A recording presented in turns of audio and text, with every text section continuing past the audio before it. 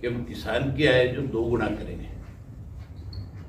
आय 2 गुना करने की बजाय किसान को 3 कृषि के ऐसे कानून बनाए जिन्हें सुधार कानून कहा गया, और उसकी वजह से आज देश भर के किसान जो है पिछले 4.5 महीने से लगातार सरकार के खिलाफ आंदोलन कर रहे हैं। और अब जो नया जो डीएपी के और एनपीके खाद के जो रेट बढ़ाए हैं, उससे एक बात स्पष्ट हो जाती है कि सरकार जो है केवल और केवल पूंजीपतियों को लाभ पहुंचाना चाहती है, किसान को कमजोर करना चाहती है। जहां फसल के रेट से ही नहीं मिलते, वहां खाद के रेट बढ़ा करके उन्होंने अपनी जो असली योजना है वो सबके सामने जाकर के खड़ी कर दी। इसके लिए इंडियन नेशनल लोकल पार्टी ने फैसला किया है कि हम 12 तारीख को बैसाखी के पहले दिन पूरे प्रदेश भर के हर डिस्ट्रिक्ट हेडक्वार्टर के ऊपर इस बढ़ी हुई खाद की कीमत को लेकर के, कृषि के 3 काले कानून वापिस ले उसको लेकर के, और गेहूं की खरीद जो है किसान की उसको सुचारू किया जाए, बजाय नए नए प्रयोग करने के, नए नए तरीके अपनाने के। साधारण तरीके से गेहूं की खरीद जैसे पहले होती थी कि आड़ती के माध्यम से गेहूं खरीद करके उसकी पेमेंट समय पर उसको मिले, उसके सामने कठिनाई ना हो। और जो लोग दावे करते थे कि किसी चीज़ की कमी नहीं होगी, आज ऐसी हालत है मंडियों के अंदर कि किसान जो है अपनी फसल बेचने को लेकर के बहुत परेशानी में है। मैं तो मुख्यमंत्री से आपके माध्यम से एक चीज़ कहना चाहूँगा। मुख्यमंत्री जी इनके मिनिस्टर, डिप्टी चीफ मिनिस्टर मंडियों के बहुत चक्कर काटते थे, बहुत सारा ढोंग करते थे कि हम किसान के बहुत बड़े हितैषी हैं।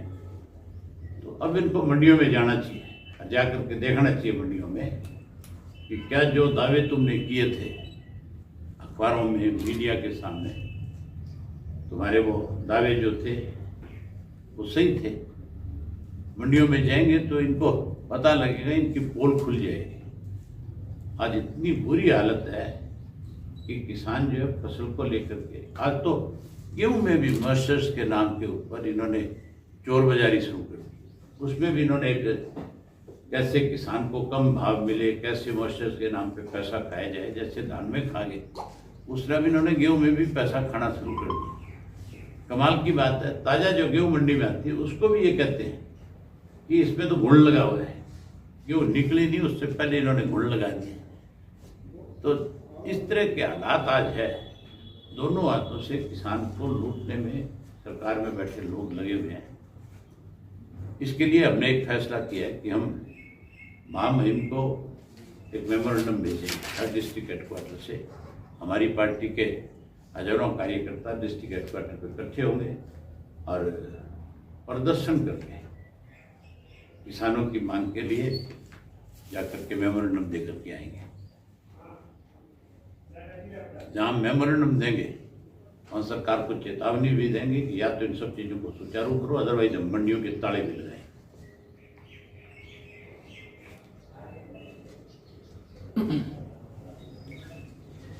कांग्रेस प्रदेश अध्यक्ष पिछले 2 दिनों से कल भी और आज भी एलनाबाद क्षेत्र में जा रहे हैं और कह रहे हैं कि अभय चौटाला को इस्तीफा देने की बजाय विधानसभा में किसानों की बात उठानी चाहिए। लोगों ने उनको चुनकर भेजा और कि अब फिर से वो चुनाव लड़ेंगे, तो कह रहे हैं पब्लिक के साथ धोखा किया। शैलजा जी ने खुद ये बात मानी थी कि भूपेंद्र सिंह हुड्डा जो है वो बीजेपी की बी टीम के रूप में काम करता है। ये उन्होंने अपनी कार्य समिति की मीटिंग जो थी उनकी उसमें कहा, और ये सारे मीडिया में आई थी, अखबारों में भी आई थी। भूपेंद्र सिंह हुड्डा ने प्रदेश के अंदर नो कॉन्फिडेंस मूव करके इस सरकार को 6 महीने की ऑक्सीजन देने का काम किया। उन दिनों में इस किस्म के हालात थे जब ये नो कॉन्फिडेंस लेकर के आया था, तब बहुत सारे एमएलए अलग अलग जगह पे जाके कह रहे थे कि हम किसान के साथ हैं। अगर वो नो कॉन्फिडेंस मूव ना हुआ होता तो वो एमएलए आज भी क्योंकि जो खड़े रहते हैं सरकार पे संकट बना रहता है। इन्होंने तो सरकार का संकट खत्म कर दिया, उन लोगों को इतना भयभीत कर दिया जो किसान की बात करते थे, उनको इतना डरा दिया कि वो दोबारा हिम्मत ही नहीं जुटा पाएंगे। इस सरकार को बचाने में, इस सरकार को कायम रखने में भूपेंद्र सिंह हुड्डा का बहुत बड़ा हाथ है। रही बात दौरों की, तो दौरा करना तो प्रजातंत्र में सबका अधिकार है, जाओ कहीं भी। ये फैसला तो आने वाले समय में लोगों ने करना है, इलाहाबाद की जनता ने करना है। उन्होंने तय करना है कि उन्होंने फिर से विधानसभा में किसको भेजना है। तो उनका वोट का अधिकार है, वो फैसला करेंगे। शैलजा के बयान देने से तो नहीं हो सकता कि शैलजा जी आई थी, बयान देगी थी, बड़ा बदलाव हुआ। लोग शैलजा जी से ये भी पूछ सकते हैं कि आप हमारे यहाँ से मेंबर पार्लियामेंट बन करके गई, आप मिनिस्टर बनी, आपने दोबारा हमारी तरफ रुख क्यों नहीं किया? इतने साल आप यहाँ गायब रही, इतने साल तक आपने कभी हमें यहाँ करके क्यों नहीं संभाला, क्यों नहीं हमारी जात पूछी? आज आप किस मुंह से हमारे इलाके में आई? मेरे ऊपर जो आरोप लगाए, मैं तो इस इलाके में, मेरी ख्याल है बच्चा बच्चा जो है मुझसे वाकिफ है। और जितना समय मैं अपने हल्के में लगाता हूँ, जितने अपने हल्के के लोगों की दिक्कत और जो कठिनाई है उनके लिए लड़ाई लड़ता हूँ, शायद ही इस विधानसभा में कोई अपने हल्के के लोगों के लिए इतना कुछ कर पाता होगा। सत्ता में बैठे लोग भी अपने हल्के के लोगों को संतुष्ट नहीं कर पाते। मेरे हल्के के अंदर आप जाओ, आज भी ये हो सकता है कि कोई मेरा बहुत घोर विरोधी होगा, वो तो ये कह सकता है कि अवैध सिंह ने कुछ नहीं किया, लेकिन जनरल आदमी से जाकर के पूछोगे आप 100 आदमियों से बात करोगे तो उसमें से 99 आदमी आपको ऐसे मिलेंगे जो ये कहेंगे कि हमें अपने विधायक के ऊपर विश्वास है, भरोसा है, और हम अपने विधायक जो हमारा था, जिस ढंग से हमने उस पर विश्वास व्यक्त किया, उसने उससे भी ज्यादा बड़ा भरोसा हमारे ऊपर जताया।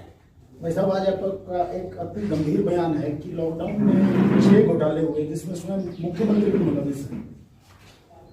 मुख्यमंत्री तो जितने भी घोटाले हुए हैं उन सब में शामिल है। अगर मुख्यमंत्री शामिल नहीं है घोटालों में, तो मुख्यमंत्री के पास जांच रिपोर्ट पहुंची हुई है, मुख्यमंत्री उनको सार्वजनिक क्यों नहीं करता? मुख्यमंत्री को अगर वो कहता है कि मैं भ्रष्टाचार से कोसों दूर हूं, तो फिर वो रिपोर्ट सार्वजनिक करने में दिक्कत क्या है? एक नया मामला है, फ्लिपकार्ट नाम की कंपनी है यूएसए की, जिसको भी इन्होंने 140 एकड़ जमीन अलॉट करी है।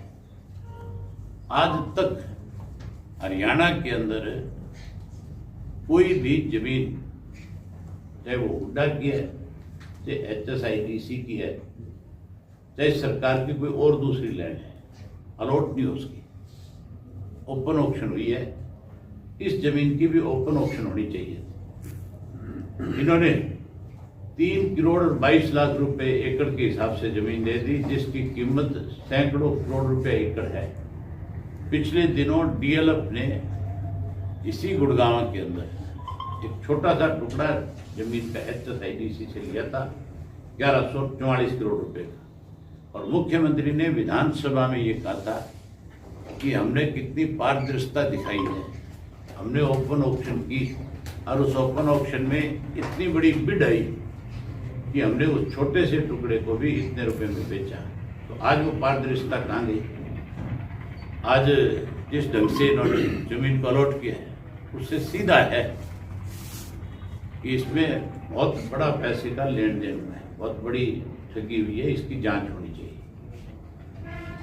सर, होली के दिन डिप्टी सीएम की कुटिया घेराव करने पर सरकार ने किसानों पर मामले दर्ज कर दिए, और कल जेजेपी प्रदेश अध्यक्ष की गाड़ी पर हमला दिखाकर उस पर भी मामला दर्ज किया गया। तो किसान,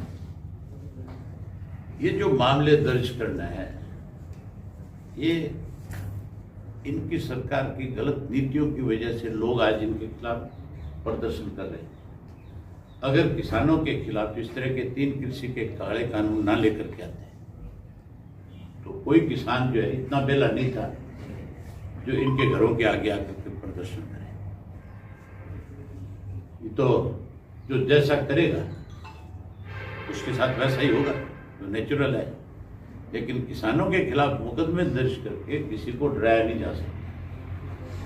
मुझे बीच की एक स्टेटमेंट आई थी, इनके अखबारों में थी, उन्होंने एक तरह से बहुत बड़ा थ्रेट किया है प्रदेश के लोगों को। वो थ्रेट नहीं है, वो प्रदेश का माहौल बिगाड़ना चाहते हैं, हालात खराब करना चाहते हैं। वो कहीं जाट आरक्षण आंदोलन के दौरान जिस ढंग से इस प्रदेश का नुकसान किया था, उस तरह से नुकसान करने की फिराक में है ये सरकार।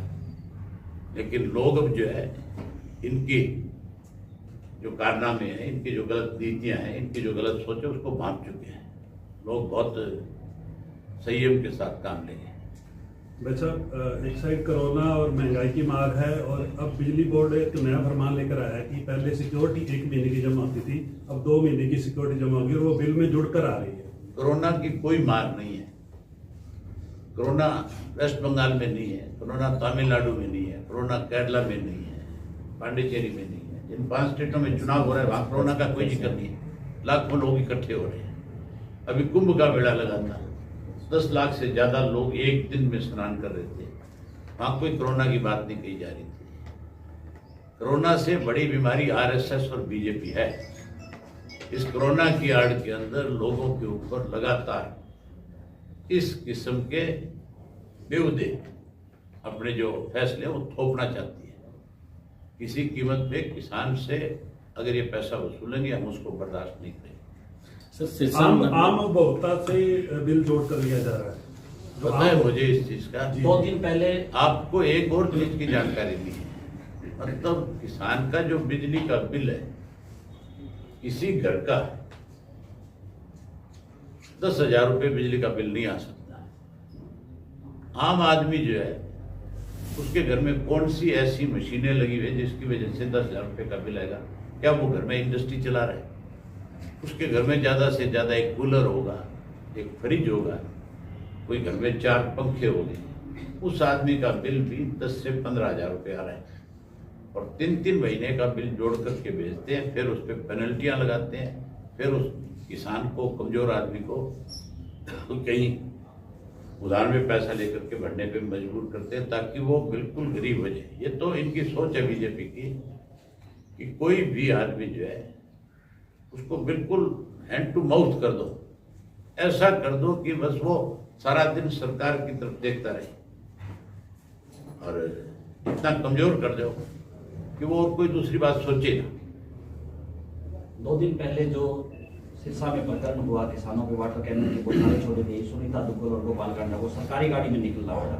हैरानी की बात है, जो वाटर कैनन में वाटर लाया गया था, वो सारा का सारा पानी जो था वो वेस्ट वाटर था, सीवर का पानी। वेस्ट वाटर वही हो गया, सीवर का पानी वो पानी था।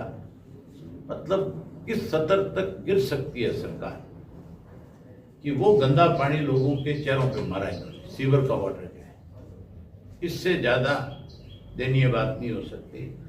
ये मानवता नहीं है, ये तो ये समझो कि मतलब बहुत ज्यादा क्रूरता है।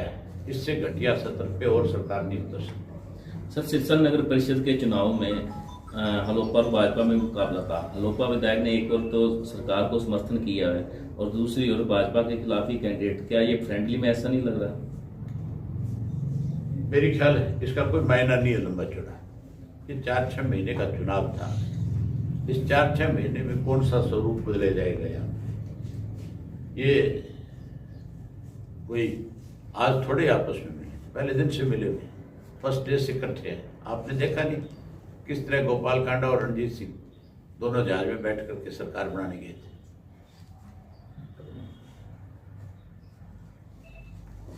थैंक यू, बहुत धन्यवाद। Thank you. समय का पहिया घुमा के अब एक नई शुरुआत करिए, इस देश की सुनहरी धरती में नई जान भरिए, खिलखिलाते खेतों में खुशियों की बरखा करिए। अपने खेतों की फसलों से देश खुशहाल करिए। बेलारूस ट्रैक्टर, हाँ बेलारूस ट्रैक्टर, तकनीक विदेशी है, इसे देश के रंग में रंगिए। बेलारूस ट्रैक्टर का सब मिलके स्वागत करिए। बेलारूस ट्रैक्टर, तकनीक विदेशी, दिल देसी।